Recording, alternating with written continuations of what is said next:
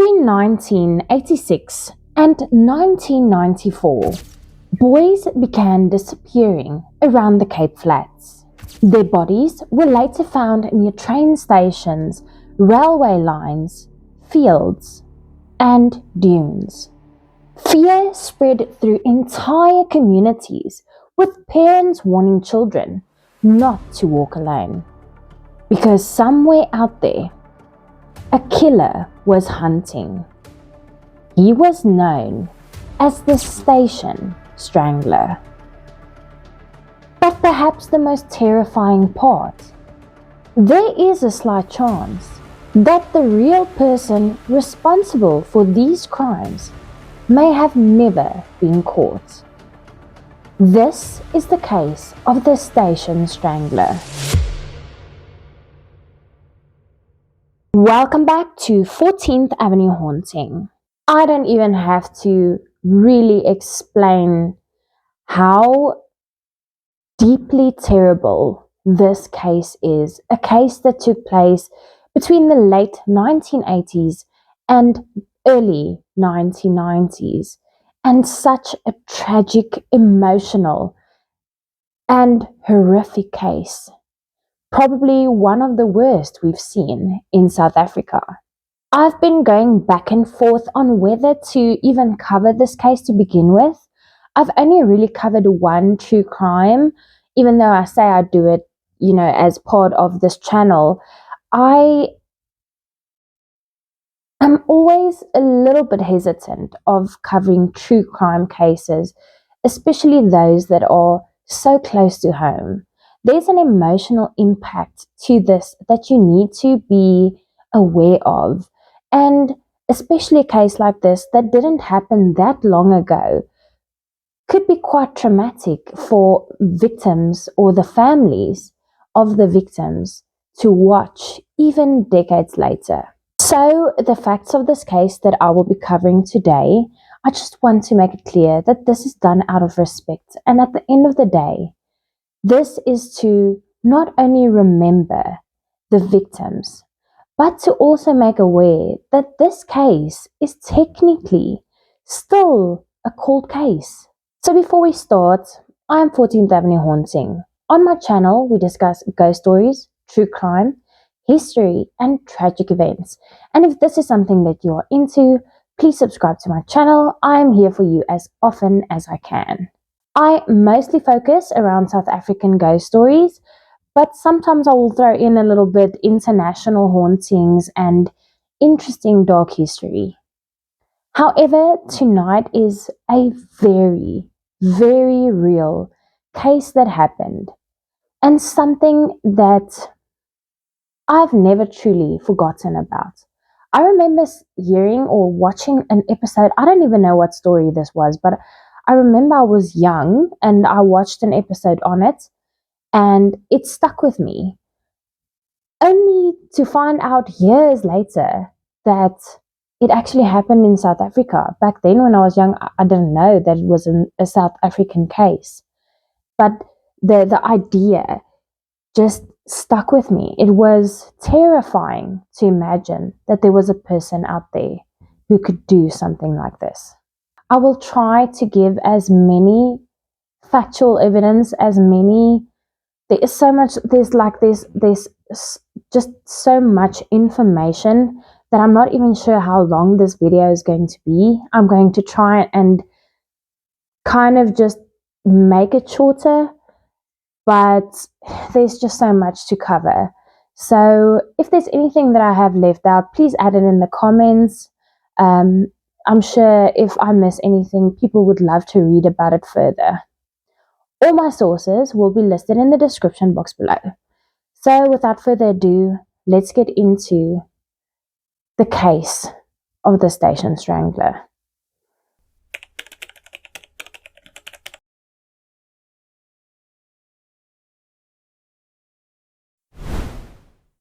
To understand the fear surrounding the Station Strangler, we must first understand what it was like at the Cape Flats during the 1980s.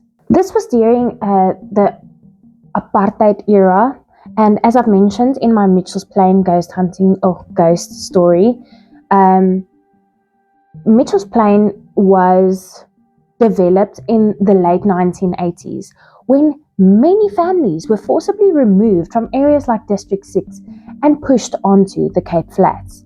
So they had to rebuild their lives from scratch overnight, which also meant that they were plagued by overcrowding, poverty, violence, unemployment, and gang activity started increasing. And for many residents, understandably, they did not have a lot of faith in the police because black and colored people were heavily policed during that era. However, when it came to protecting them, many families felt abandoned. Resources were limited, cases were poorly connected, and once again, understandably, a lot of families felt like they had to deal with this by themselves. But that brings us to the 3rd of September, 1986, when Jonathan Clausen disappeared. The circumstances surrounding his disappearance is unclear. However, he was eventually found face down in a shallow grave in the dunes near Moorderdam Station in Bellville. He had been found with his hands tied behind his back and clothes stuffed into his mouth. This would become the first ever victim of the Station Strangler and would be the start of the pattern and the tactics that this man would use to lure 22 children away from their families. The killer's reign started in 1986, with Jonathan Clausen being the first victim. And I want to stress this because this boy was only 14 years old. 14 years old. And that would not be the end of it. Between 1986 and 1992, 9 other bodies were found. In January 1987, Yusuf Hoffman, a 14-year-old boy, his remains were found in the bushes near a sewage plant in Mitchell's Plain. It is also unclear how he ended up there. Altogether, 6 bodies were found that year. Mario Thomas from Mannenberg was discovered in a field in Sarepta near Cowes River in January. In April, an unidentified boy's remains was found near the Moorderdam train station. In June, the body of 12-year-old Freddie Cleves was discovered in a ditch in Belhar.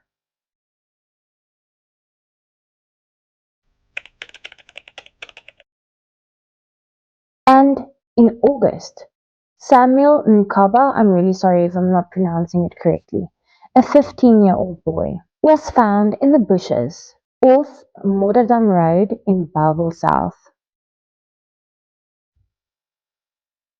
In October, the unidentified remains of a 15-year-old boy was found near the Moorderdam station. And in 1988, 9-year-old Calvin Spire was found close to the University of Western Cape in Bellville.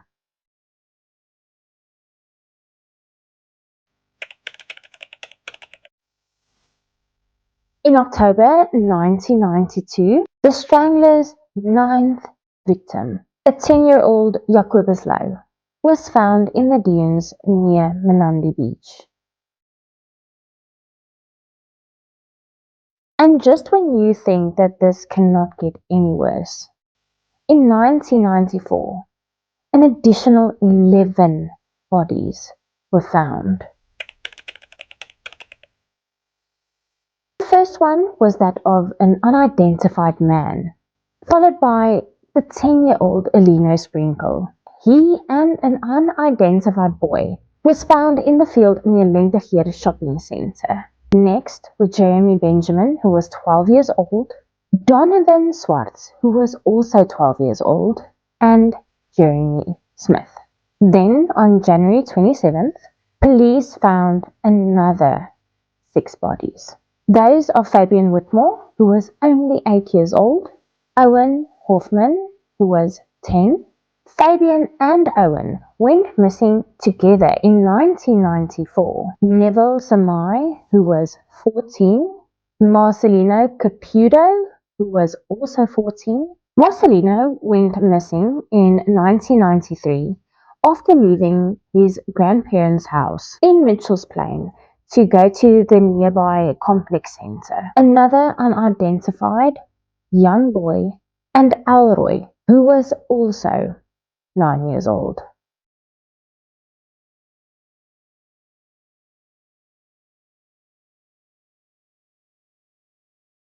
Alroy, who disappeared on 11 March 1994, was the only abduction in this entire case to have a living witness. 10-year-old Alroy and his cousin Reno had spent their day pushing trolleys and earning money at a local shopping centre. After earning around about $8,000, they bought slab chips and some rolls to have a meal. While they were walking, a man approached them and asked them if they would be willing to help this man carry banana boxes, and he offered each of them 10 rand, which would have been a large amount back in 1994. Rhino, the cousin of Alroy, felt like he'd already made enough money. He didn't need more of it. So he declined the man's offer. However, it is said that Alroy accepted that offer. Alroy was last seen accompanying the man onto the train, and Reno later told that he actually saw the man that had approached them throw the banana boxes out of the train as they left the station. Alroy's body was later found in an overgrown field in Kleinvlei, Eerste River. And a sad detail that I read about that actually really breaks my heart is Alroy had a small spinning top that was found next to his body. He had apparently played with it earlier during the day. But with Reno that declined the man's offer, he ended up becoming a crucial witness in this investigation. And he gave police a very vivid description of what this man looked like. And the police ended up making this identikit. What a terrifying face that is. And how sad it is to know that 22 boys, that was the last face they saw before they passed away. So understandably, Cape Flat's parents were in a state of panic. Some refused to send their children to school, while others were forced to go to school in a large group. And they also came together and was brushing through all the fields, hoping to come face to face with this man. And it ended up becoming one of the largest hunt for a serial killer in South African history. And of course, Vigilantes was at its peak because Mitchell's Plain was in such turmoil that they started pointing fingers at everyone and anyone. If it was a man walking with a child alone, it must be you. And it was also accompanied by mob justice, where residents took to the streets and started physically harassing people who only finally resembled the identikits. And to be honest, I don't blame any of them. If there is such a large outbreak of this person that is stealing our children, I can tell you I would have been in the front row of this mob justice. Because at this point, They very understandably feel like the police is not taking this seriously. But then the Minister of Law and Order, Herman Kriel, offered an initial reward of 100,000 rand to anyone that can come forward and identify this man. But then later it was increased to 250,000 rand. So now you can imagine this composite sketch was all over the news. Everyone knew to look out for a man with a distinctive scar on his face. And 3 months after Alroy, the last victim, was found, the police got a phone call. It was a nurse from the Walter Vreden Clinic who phoned to say that one of the patients that they have there matches the composite of the sketch. Apologies, it was at the Kenilworth Clinic, not the Walter Vreden Clinic. I don't know where my brain thought about that, but he was at the Kenilworth Clinic. And who is this man? It is Norman Simons. Now, who is Norman Afzal Simons? He was born in January 1967 and he was a grade 5 teacher at Alpine Primary School in Beacon Valley in Mitchell's Plain. He was known for being highly intelligent, very well groomed. He spoke 7 languages and was well respected in the community. And he even participated in school safety during the height of this case. But in April of 1994, right before he was arrested, he was at this clinic getting treated for depression. So it is claimed that Norman was arrested at that clinic and he was taken to the police station for questioning. After a very long interrogation, Norman actually ended up confessing, saying that voices told him to do this. He was also then placed in a lineup where one of the witnesses positively identified Norman as the Station Strangler. And so, the 3-month trial of Norman Simons started in 1995, and by this time, Norman Simons had actually retracted his confession, saying it was done under duress and he was tired. So he ended up pleading not guilty. And there are also some that claim the lineup was also not fairly done, since Norman Simons was the only person in the lineup to be dressed in colorful clothing, making him stand out from the rest. But he was only tried for the murder of Alroy van Rooyen, because that's the only connection they had was to Alroy, and the case heavily relied on the confession that he retracted, as well as the parade lineup where one of the victims identified him. Norman Simons was convicted of the murder of Alroy van Rooyen, 10-year-old Alroy van Rooyen, and he was sentenced to 25 years in prison.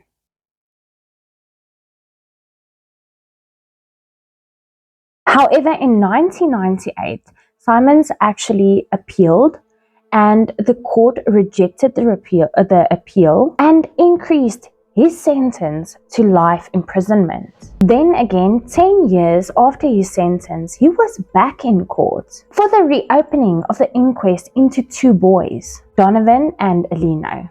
Simons was serving his sentence at the Drakenstein Maximum Correctional Center in Paarl, and many in the community was relieved.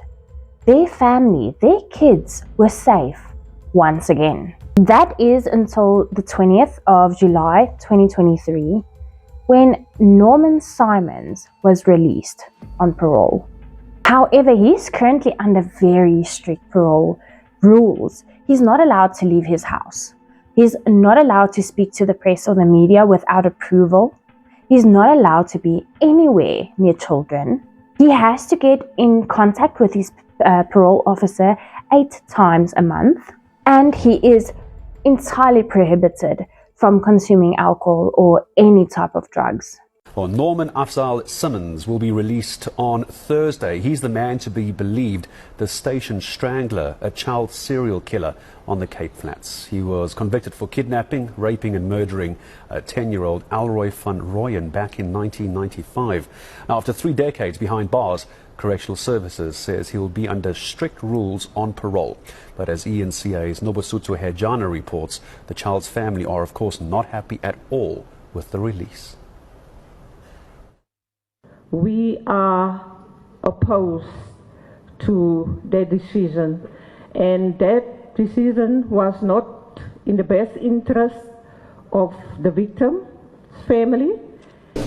The Van Rooyens do not support the release of Norman Afzal Simons. They say little was done to support them or the families of the 22 boys whose bodies were found in this bush in Mitchell's Plain between 1986 and 1994.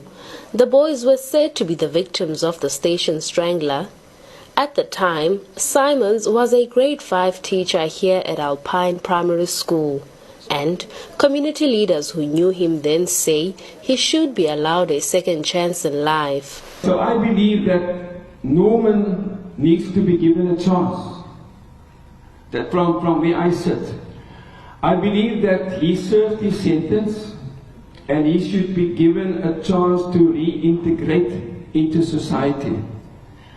I believe also that Norman should also ask forgiveness for the trauma that he's put us through in Mitchell's Plain. Simons will leave the Drakensberg prison on the 20th of July for Peru, where a community correctional services team will monitor him. They will visit 8 times a month, and his contact with children will be limited, but he will be allowed out for medical attention and to seek employment. And that would seem like that would be the end of the Station Strangler killing spree.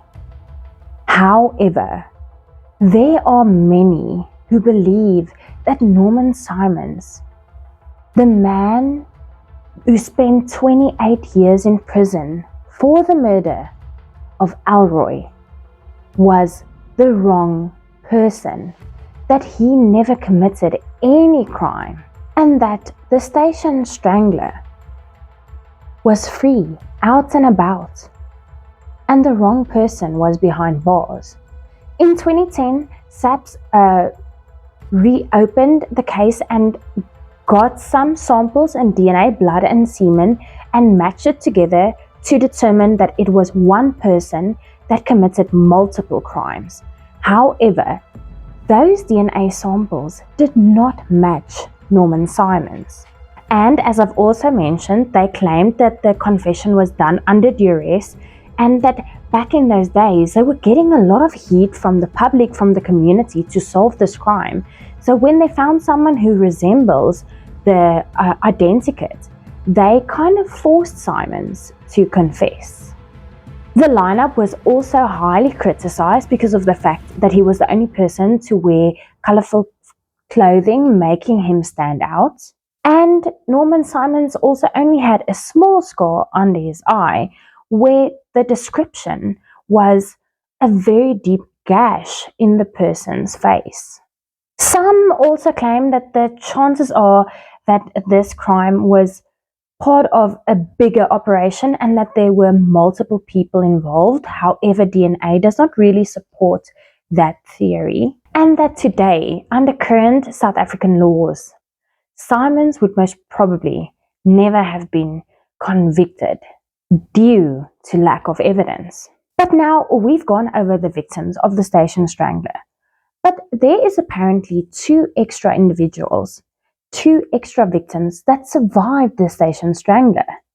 It is said that in 1986, 2 boys, Wayne Peterson, and unfortunately I don't have the second victim's name, was also lured with the proposition of helping him carry banana boxes.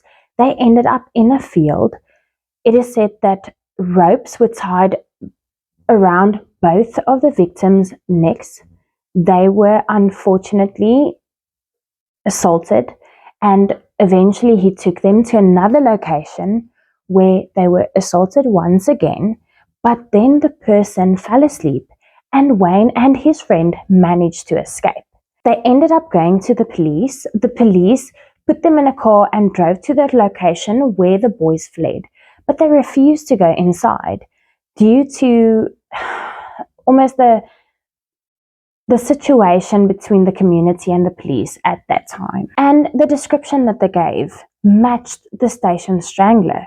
It was the same pattern that the Station Strangler used. He also had a scar on his face. And 16 years ago, an article came out that said that this man was currently serving time in Johannesburg for similar crimes and that he lived in Cape Town during the Station Strangler killing spree.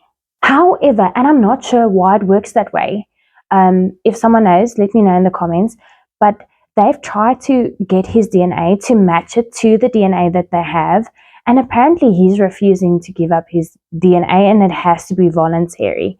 I don't understand quite why, since you're already in a Johannesburg prison for the same kind of crimes as the Station Strangler. Why do you have the right to keep your DNA when it comes to solving similar crimes?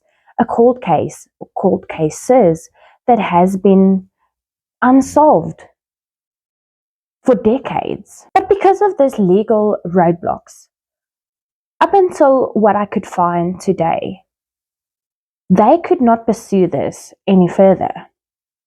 So those 21 unsolved cases is still cold cases today.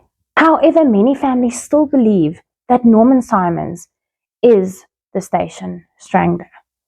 And I've seen some things where the families don't want to reopen and relook at this man in Johannesburg. They firmly want to believe that it was Norman Simons and they want to put it behind them.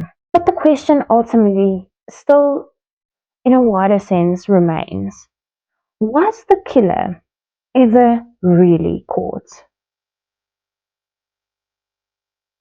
Will the unidentified remains found ever be identified? And it is sad to think about how many families had to grieve at graves of children that were meant to outlive them.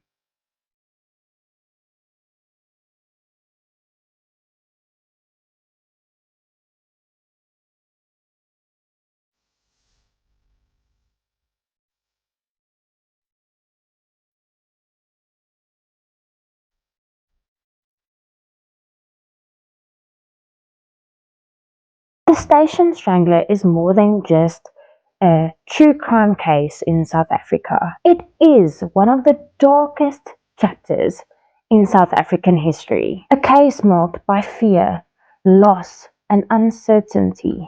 And decades later, many still consider this case one of the most devastating serial killer cases in the country. Not only because of the brutality of the case, but because of the haunting possibility that the truth may never be revealed. And somewhere in the silence left behind abandoned railway lines and forgotten case files, the voices of those children still echo, waiting for justice that may never come. I'm going to be honest when I tell you that this is, it's really such a horrible case. Like, can you imagine not only how traumatized and scared an entire community was back then, with very little help? You know, you couldn't really rely on the police back in those days. And I can't imagine what it must have felt like. The fear of not wanting your child to go to school, in fear of them never returning. I can just picture myself sitting on the couch. My son is 3 minutes late getting home from school. And in those times, I'm sure many parents started panicking. You know what? I don't know. I don't know how those parents managed to sit with that loss and grief and managed to move forward. Very, very strong families. I can't even begin to imagine or understand what they went through. However, this is not a case of who the Station Strangler is. Yes, I would honestly, I would like to have the guy in Johannesburg get matched, because at the end of the day, I would really want the right person behind bars for the crimes. And this is not me saying Norman wasn't responsible for Alroy's murder. I don't think, obviously, I didn't investigate this case myself. I don't have enough to make an opinion. But I also do believe that the guy that's in prison, unfortunately, I couldn't get his name, but the person that is in Johannesburg prison for these crimes needs to be looked into. Because if he committed similar crimes in this area and he lived in Cape Town back in the Station Strangler era, then I would really want to know, for not only closure for the families, but I think the victims also deserve it. But regardless, to all the family, the community, and the victims of the Station Strangler, my heart goes out to you. I'm really sorry that this happened to you, and may the victims rest in peace. I am 14th Avenue Haunting. Please subscribe to my channel, and I will see you in the next one. Have a safe day.